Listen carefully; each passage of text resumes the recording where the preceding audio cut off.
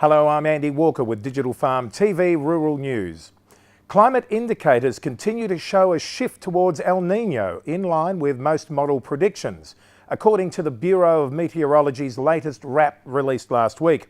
The Bureau said eastern and central tropical Pacific Ocean temperatures had continued to warm during the past fortnight, while trade winds had remained weaker than normal. Likewise, the Southern Oscillation Index had become more strongly negative during the past month. The report said Pacific Ocean observations were consistent with climate model forecasts which had indicated the tropical Pacific might approach or exceed El Niño thresholds sometime between midwinter and spring 2012. Last week, the Indonesian President Susilo Bambang Yudhoyono outlined a dual-track approach to managing Indonesia's domestic beef industry and the import of Australian cattle.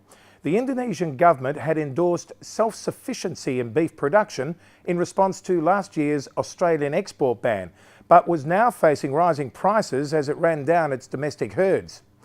In what might have been a face-saver, the Indonesians pointed to increased Australian investment in Indonesian feedlots, transport facilities and domestic breeding programs in return for increased Australian import quotas to stabilise the domestic beef market.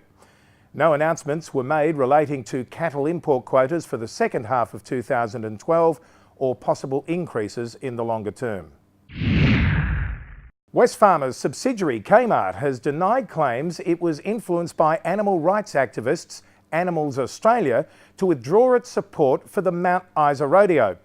Animals Australia said it successfully lobbied Kmart to withdraw its sponsorship by highlighting the alleged inappropriate treatment of animals at the rodeo. In a statement last week, however, Kmart said it had only planned to sponsor the rodeo for 1 year in 2011 for a very small amount. The discount retailer had decided to look for other opportunities for sponsorship in the region that would best meet its demographic objectives in what it said was an already comprehensive sponsorship list. The organisers of the Mount Isa Rodeo did not comment. Rural land prices across the East Coast and South Australia have fallen by up to 20% during the past year. Only pockets of land in northern New South Wales, southeastern South Australia and in Victoria's dairy regions had defied the trend. Australia Agribusiness Group spokesman Marcus Elgin said falling confidence and reduced sales between farm neighbours was contributing to the downward pressure. Some small-scale producers have been active in transactions of up to $5 million according to Marcus Elgin.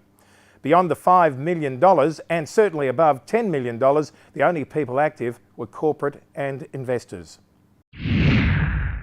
An outbreak of avian flu in western Mexico has killed at least 870,000 poultry birds since its detection in late June.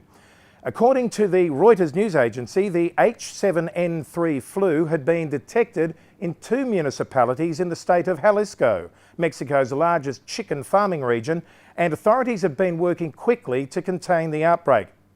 There was no risk of human infection as a result of consuming poultry, according to state government spokesman Jose Munoz. It was not clear how many of the 870,000 birds, a small fraction of the national flock, had contracted the flu and how many had been culled by farmers to contain its spread.